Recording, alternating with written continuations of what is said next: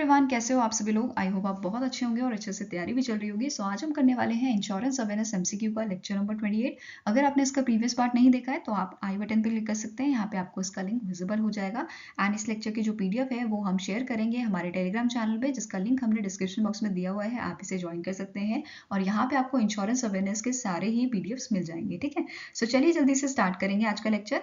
पहला यहाँ पे आपका क्वेश्चन है, dash is a minimum net worth requirement of a री इंश्योरेंस ब्रोकर। देखो, ब्रोकर जो होता है बेसिकली ये इंटरमीडियरी का काम करता है between your insurance company and re insurance. ठीक है, तो ये चीज़ आपको याद रखनी है। साथ में ही आपके जो ब्रोकर हैं वो 3 टाइप के होते हैं। ठीक है, कौन कौन से होते हैं? एक आपका डायरेक्ट ब्रोकर होता है, ठीक है, डायरेक्ट ब्रोकर। सेकेंड आपका हो गया री इंश्योरेंस ब्रोकर, ठीक है, एंड थर्ड आपका हो गया composite broker.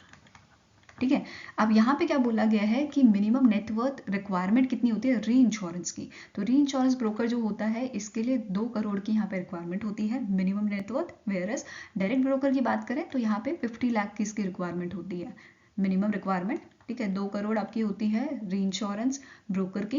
Whereas composite broker की जो आपकी रिक्वायरमेंट होती है वो होती है आपकी 2.5 करोड़ की। ठीक है, वेयरएस अगर यहाँ पे हम आपके कैपिटल की बात करें, कैपिटल रिक्वायरमेंट की बात करें, ठीक है, तो वो कितनी होती है? डायरेक्ट ब्रोकर के लिए ये आपकी मिनिमम रिक्वायरमेंट है 75 लाख की। री इंश्योरेंस ब्रोकर की होती है आपकी 4 करोड़ की एंड कंपोजिट ब्रोकर की आपकी होती है 5 करोड़ की। ठीक है, तो ये चीज़ आपको याद रखनी है। नाउ नेक्स्ट यहाँ पे आपका क्वेश्चन क्या है, which insurance company comes under the ministry of commerce and industry. So इनमें से कौन सी ऐसी आपकी कंपनी है जो ministry of commerce and industries के अंडर आती है? तो आंसर आपका हो जाएगा option number D, that is ECGC. ठीक है, ईसीजीसी क्या है? Export credit guarantee corporation of India, जिसे स्टैब्लिश कब किया गया था? 1957 में। ठीक है, अगर इसके हेडक्वार्टर की बात की जाए तो हेडक्वार्टर इसका लोकेटेड है आपका मुंबई में। ठीक है, कहाँ लोकेटेड है? मुंबई में। और इसके सीईओ कौन है एट प्रेजेंट? इनका नाम है एम सेथिलनाथन। ठीक है, क्या नाम है? एम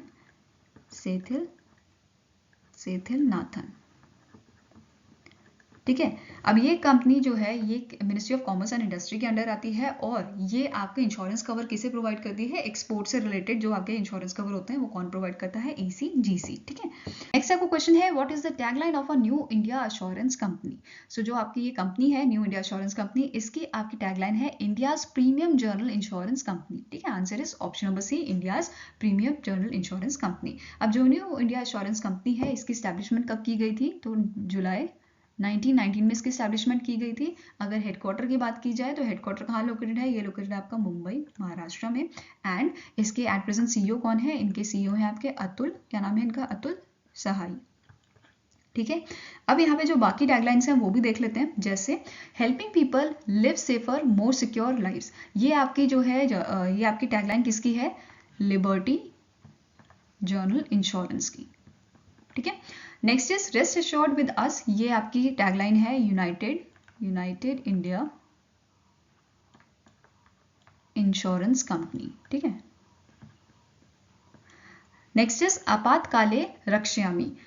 तो ये आपकी टैगलाइन किसकी है? जीआईसी की, journal insurance corporation of India. ठीक है, नाउ नेक्स्ट आपका यहाँ पे क्वेश्चन है, due to lack of money people get a term insurance but later on change it to the permanent policy, this is known as.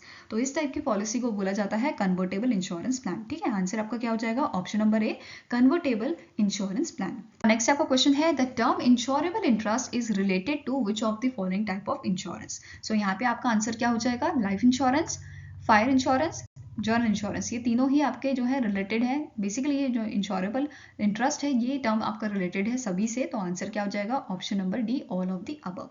Now next आपका question है, dash is a type of insurance that is designed to provide cover to the couple और a partners. इनमें से कौन सा ऐसा plan है आपका, या कौन सा ऐसा इंश्योरेंस है जो आपके कपल या पार्टनर्स को जो है इंश्योरेंस प्रोवाइड करता है?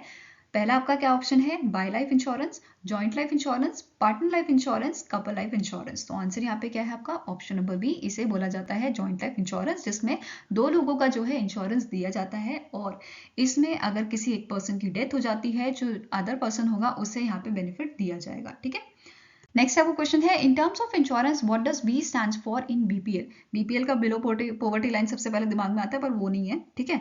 आंसर यहाँ पे क्या है, बैंकर्स प्रोफेशनल लायबिलिटी। अब यहाँ पे इस इंश्योरेंस के अंडर होता क्या है, ये बेसिकली आपको प्रोटेक्शन प्रोवाइड करता है for financial professionals and institutional against a customer claims of a wrong doing, ठीक है। अगर कुछ गलत कर देता है कस्टमर तो उसके अगेंस्ट में ये आपको क्या करता है, प्रोटेक्शन प्रोवाइड करता है, अगर उसने नेग्लिजेंस की हो, एरर या ओमिशंस के लिए, ठीक है। नेक्स्ट यहाँ पे आपका क्वेश्चन क्या है, single trip travel insurance covers a trip that last under how many days. So जो सिंगल ट्रिप होता है बेसिकली आपका ऐसा समझते हैं, ट्रैवल इंश्योरेंस के अंदर दो ट्रिप होते हैं, एक सिंगल ट्रिप होता है, एक होता है एनुअल मल्टी ट्रिप पॉलिसी, ठीक है। कौन सी पॉलिसी है, एनुअल मल्टी ट्रिप पॉलिसी, ठीक है। तो जो सिंगल ट्रिप पॉलिसी होता है इसमें जो आपका कवर होता है ये 180 डेज के अंदर जो भी ट्रैवल आपने किया होगा उसके लिए होता है। वेयर एज अगर एनुअल मल्टी ट्रिप पॉलिसी है तो एक साल के अंदर जो भी आपने जो है ट्रैवल किए होंगे या उसमें कुछ दिक्कत आई होगी तो उसके लिए आपको ये कवर प्रोवाइड करता है फॉर दी 1 ईयर, ठीक है। और ये होता है 180 डेज के लिए, तो ये चीज़ याद रखना है। अब यहाँ पे आपको नोट करना है कि ट्रैवल जो आपका इंश्योरेंस होता है उसमें क्या क्या चीज़ें कवर की जाती हैं, ठीक है। पहला आपका यहाँ पे पॉइंट क्या है, ट्रैवल इंश्योरेंस में कवर होता है आपका लॉस ऑफ बैगेजेस, अगर बैग गुम हो जाता है, इमरजेंसी मेडिकल एक्सपेंसेस दिए जाते हैं, loss of passport, hijacking, delayed flights और ट्रिप कैंसिलेशन, ये सब इसमें कवर किया जाता है, ठीक है। नेक्स्ट आपको क्वेश्चन है, dash occurs when someone deliberately plans or invents a loss such as theft of a motor vehicle or setting fire to a property covered by a insurance policy। सो ये किसके under आता है, ये आता है आपका हार्ड फ्रॉड के under, ठीक है।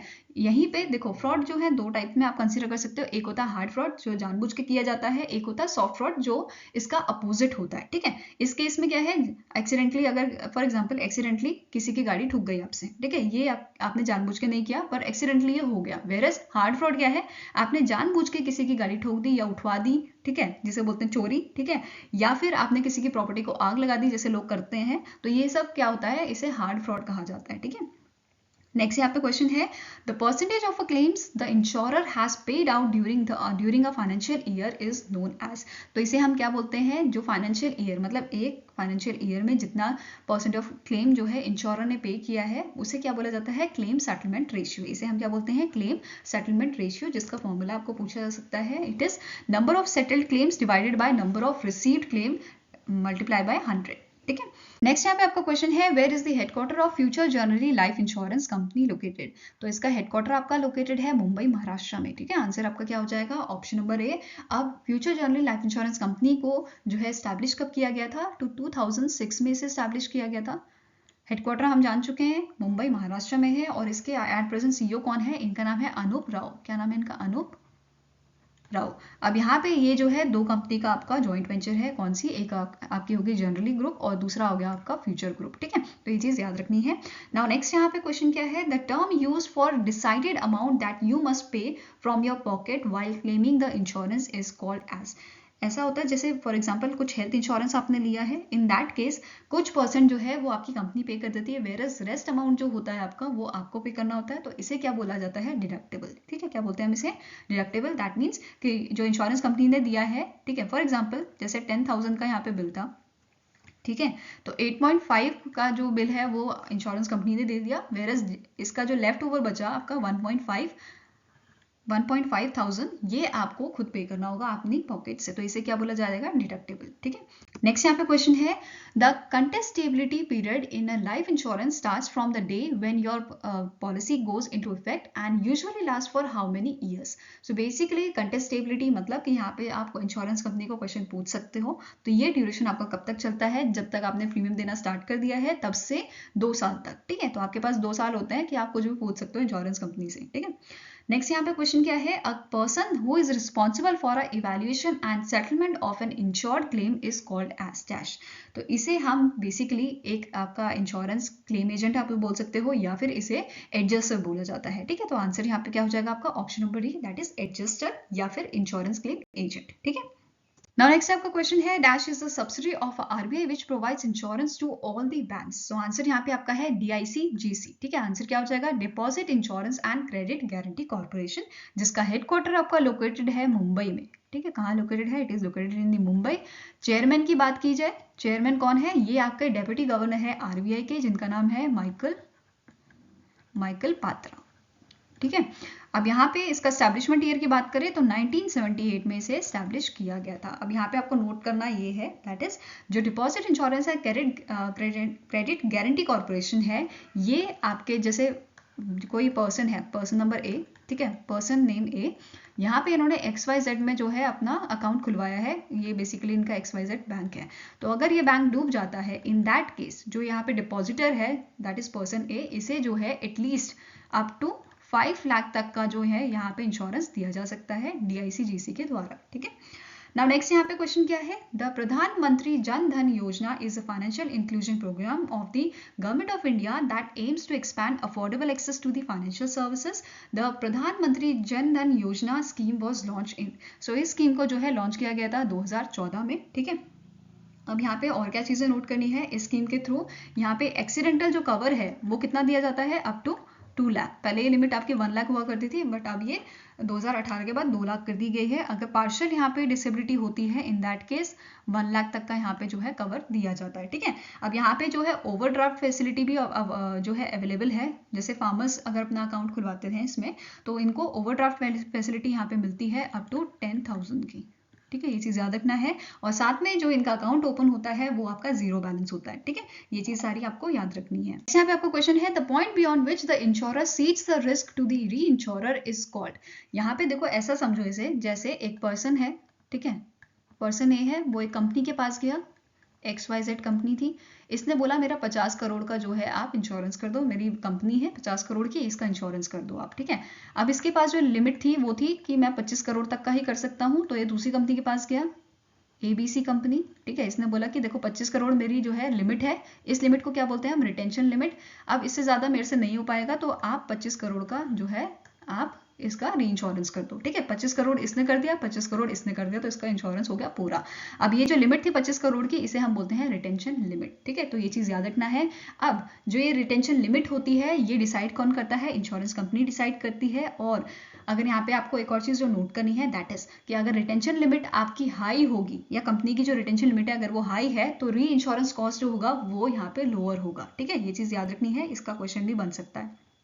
नाउ नेक्स्ट क्वेश्चन है, the general insurance company was delinked from its 4 subsidy, ठीक है। आप सभी को पता है जो जनरल इंश्योरेंस कंपनी थी उसमें 4 कंपनी थी, 107 आपकी जो कंपनीज थी उनको ज्वाइन करके 4 कंपनीज यहाँ पे बनाई गई थी, या 4 सब्सिडी बनाई गई थी। तो इसे डीलिंक किस कमेटी के रिकमेंडेशन पे किया गया था, ये आपका क्वेश्चन है, ठीक है। आंसर यहाँ पे क्या हो जाएगा, option number B, that is Malhotra committee, ठीक है। अब यहाँ पे आपने पढ़ा होगा, अगर आपने हिस्ट्री पढ़ी है इंश्योरेंस की, तो आपको सभी को याद होगा ये मल्होत्रा कमेटी ने ही यहाँ पे जो है रिकमेंडेशन दी थी, ठीक है। ज्यादातर चीजों पे रिकमेंडेशन किसी की है, मल्होत्रा कमेटी की ही है, ठीक है।